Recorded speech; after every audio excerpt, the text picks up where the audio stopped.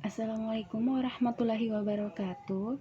Perkenalkan, saya Anjeli dengan NIM J1A119230. Baik, sesuai dengan materi kelompok saya, etika dan hukum.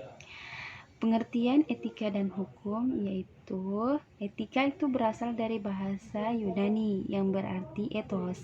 Etos di sini adalah yang baik atau yang layak. Nah, secara umum, etik itu merupakan norma-norma, nilai-nilai, dan pola perilaku kelompok tertentu di mana kelompok ini tujuannya adalah memberikan pelayanan jasa kepada masyarakat. Nah, sedangkan hukum adalah peraturan perundang-undangan yang dibuat oleh suatu kekuasaan untuk mengatur pergaulan hidup bermasyarakat. Kemudian, etika rumah sakit. Etika rumah sakit adalah etika terapan, applied ethics atau etika praktis, practical ethics, yaitu moralitas atau etika umum yang diterapkan pada isu-isu praktis seperti perlakuan terhadap etik minoritas, kemudian keadilan untuk kaum perempuan, penggunaan hewan untuk bahan ikan atau penelitian, pelestarian lingkungan hidup, aborsi, etanasia, kewajiban bagi yang mampu untuk membantu yang tidak mampu, dan sebagainya. Lalu ketiga, isu-isu administratif. Isu-isu administratif ini, potensi isu administratif yang pertama terkait dengan kepemimpinan dan manajemen rumah sakit, di mana fungsi manajemen ini mencakup antara lain kegiatan menentukan objektif, menentukan arah, dan memberi pedoman pada organisasi. Baik, terima kasih. Wassalamualaikum warahmatullahi wabarakatuh. Assalamualaikum warahmatullahi wabarakatuh. Nama saya Arya Budi Pratama dengan NIM J1A119233. Saya akan melanjutkan pemaparan materi dari teman saya sebelumnya. 2.4 Isu-isu etika biomedis. Isu etika biomedis di rumah sakit menyangkut persepsi dan perilaku profesional dan institusional terhadap hidup dan kesehatan manusia dari sejak sebelum kelahiran, pada saat-saat sejak lahir, selama pertumbuhan, jika terjadi penyakit atau cedera, menjadi tua, sampai saat-saat menjelang akhir hidup, kematian, dan malah beberapa waktu setelah itu. Sebenarnya, pengertian etika biomedis dalam hal ini masih perlu dipilah lagi dalam isu-isu etika biomedis atau biotika yang lahir sebagai dampak revolusi biomedis sejak tahun 1960-an, yang antara lain berakibat masalah dan dilema baru sama sekali bagi para dokter dalam menjalankan profesinya. Etika biomedis dalam arti ini didefinisikan oleh International Association of Bioethics sebagai berikut.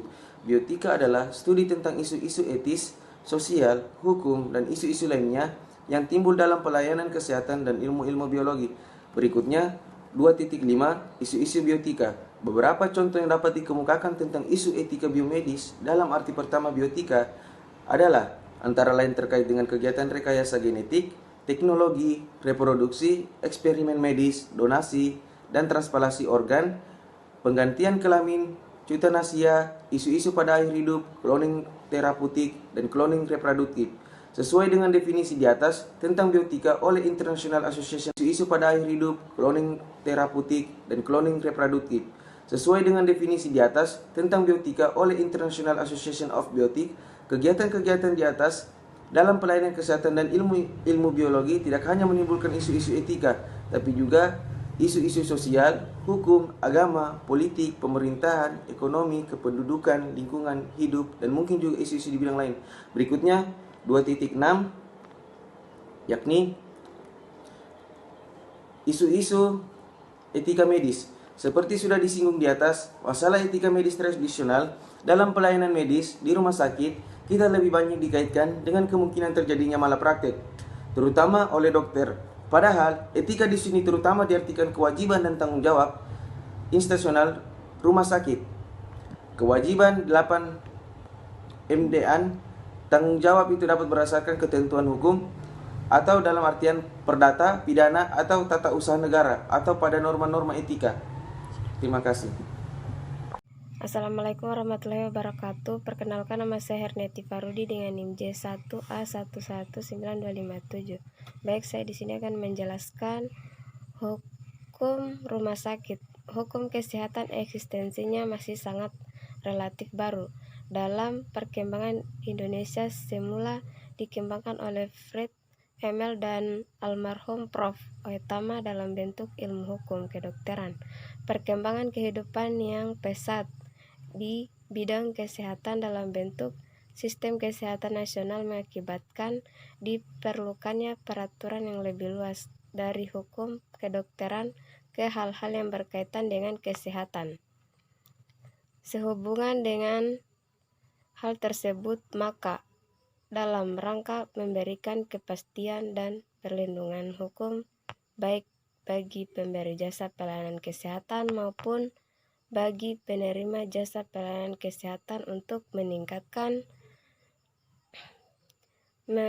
mengarahkan, dan memberikan dasar pembangunan di bidang kesehatan, diperlukan adanya perangkat hukum kesehatan yang dinamis.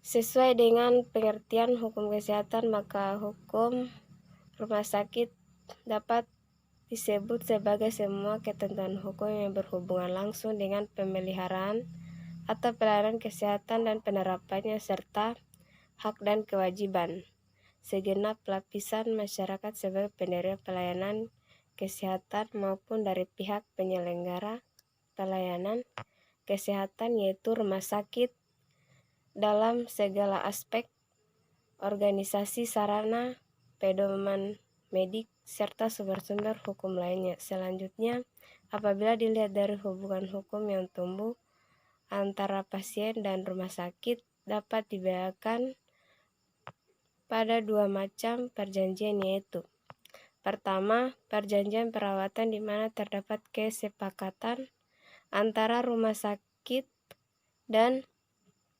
pasien bahwa pihak rumah sakit menyediakan kamar perawatan dan di masa tenaga perawatan melakukan tindakan perawatan. Kedua, perjanjian pelayanan medis di mana terdapat kesepakatan antara rumah sakit dan pasien bahwa tenaga medis pada rumah sakit akan berupaya serta maksimal untuk menyembuhkan pasien melalui tindakan-tindakan Inspania Febtinis.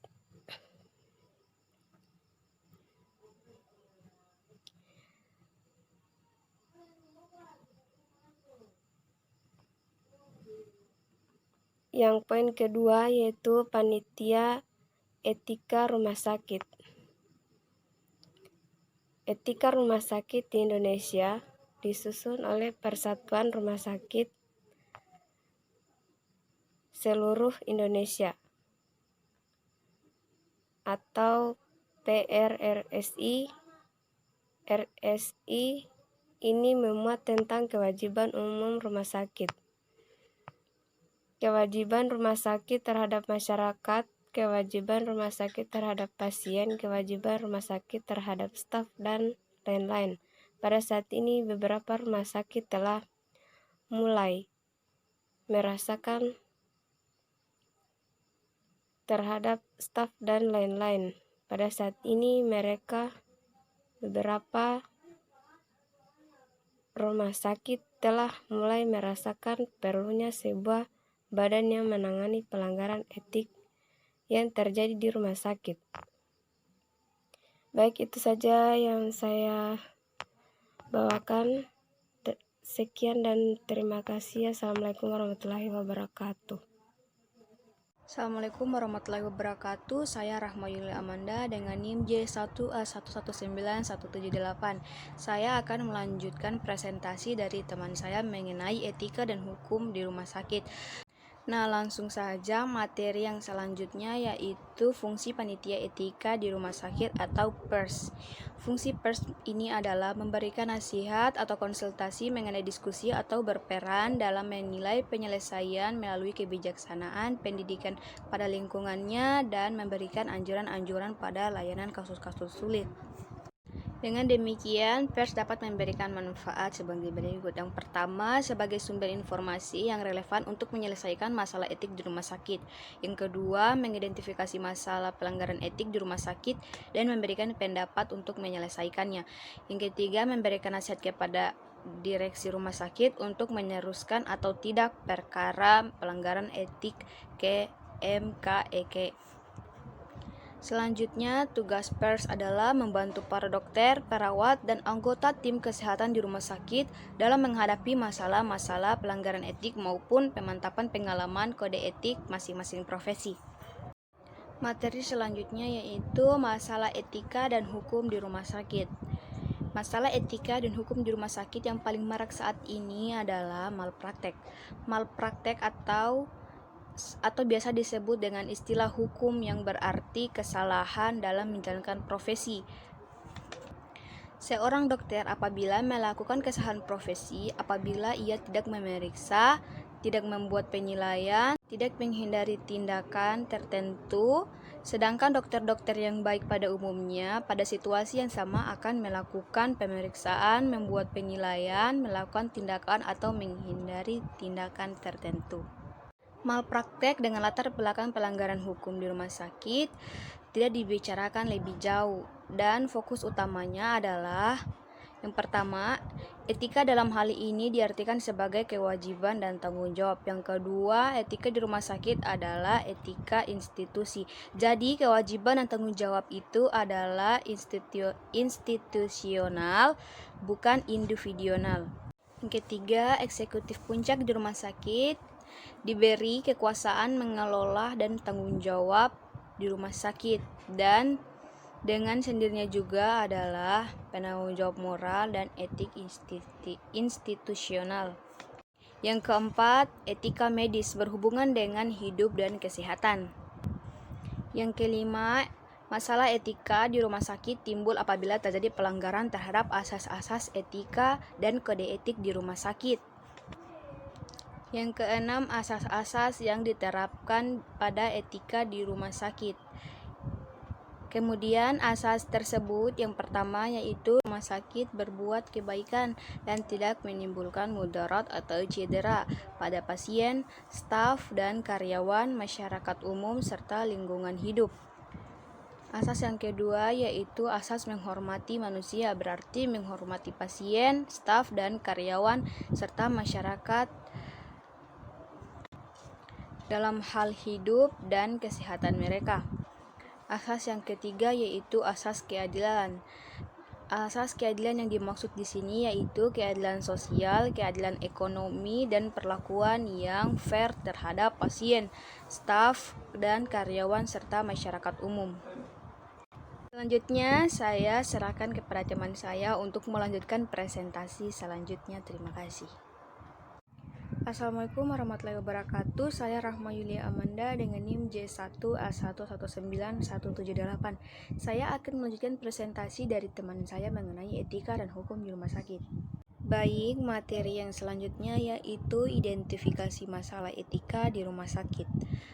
Kurdan mengatakan bahwa seorang eksekutor rumah sakit tidak perlu sampai mengikuti kursus tentang filosofi atau etika untuk mendapatkan identifikasi masalah etika. Walaupun kursus-kursus demikian akan banyak menolong, yang penting harus ada kepekaan, kebiasaan melakukan refleksi atau etika pribadi yang cukup baik.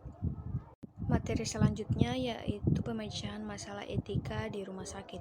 Setelah berhasil mengidentifikasi adanya masalah etika administratif, masalah bioetika, masalah medis tradisional, atau gabungan berbagai masalah etika itu di rumah sakit, langkah berikutnya adalah mencari solusi untuk masalah-masalah itu.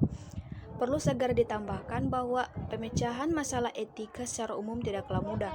Pada dasarnya ada dua model untuk pemecahan masalah secara umum. Yang pertama, model terprogram dan model tidak terprogram. Model rasional terprogram mungkin dapat diterapkan pada pemecahan banyak masalah atau masalah manajemen umum. Tetapi rasio saja tidak selalu berhasil diterapkan pada pemecahan etika masalah. Masalah etika administratif tertentu di rumah sakit yang menyangkut proses atau prosedur mungkin dapat lebih mudah dipecahkan secara rasional, tetapi masalah etika biomedis yang menyangkut substansi atau prinsip seringkali sangat sensitif. Karena itu, rasio saja tidak selalu efektif, diperlukan kebijaksanaan yang umumnya tidak dapat diprogramkan. Selanjutnya, langkah-langkah umum untuk memecahkan masalah etika di rumah sakit. Yang pertama, memecahkan struktur masalah yang sudah ada, yang sudah teridentifikasi ke dalam komponen-komponennya. Setelah itu, menganalisis komponen-komponen itu sehingga ditemukan akar masalah. Akar masalah adalah penyebab paling dasar dari masalah etika yang terjadi. Ia dapat berupa kelemahan pada manusia, kepemimpinan, manajemen, budaya, organisasi, sarana, alat, sistem, prosedur, atau faktor-faktor lain. Yang kedua, melakukan analisis lebih dalam tentang akar masalah yang sudah ditentukan untuk menerapkan arah pemecahannya. Yang ketiga, menetapkan beberapa alternatif untuk memecahkan akar masalah. Yang keempat, memilih alternatif yang situasional terbaik untuk memecahkan masalah itu. Yang kelima, memantau dan mengevaluasi penerapan upaya pemecahan yang sudah dilaksanakan. Yang keenam, melakukan tindakan koreksi jika masalah etika belum terpecahkan atau terulang lagi terjadi. Baik, itulah hasil dari presentasi kami mengenai etika dan hukum di rumah sakit. Saya mewakili teman-teman saya mengucapkan terima kasih banyak atas perhatian teman-teman semua, dan mohon maaf apabila masih banyak kekurangan kami dalam menyampaikan materi kami kali ini. Sekali lagi kami ucapkan terima kasih banyak. Wassalamualaikum warahmatullahi wabarakatuh.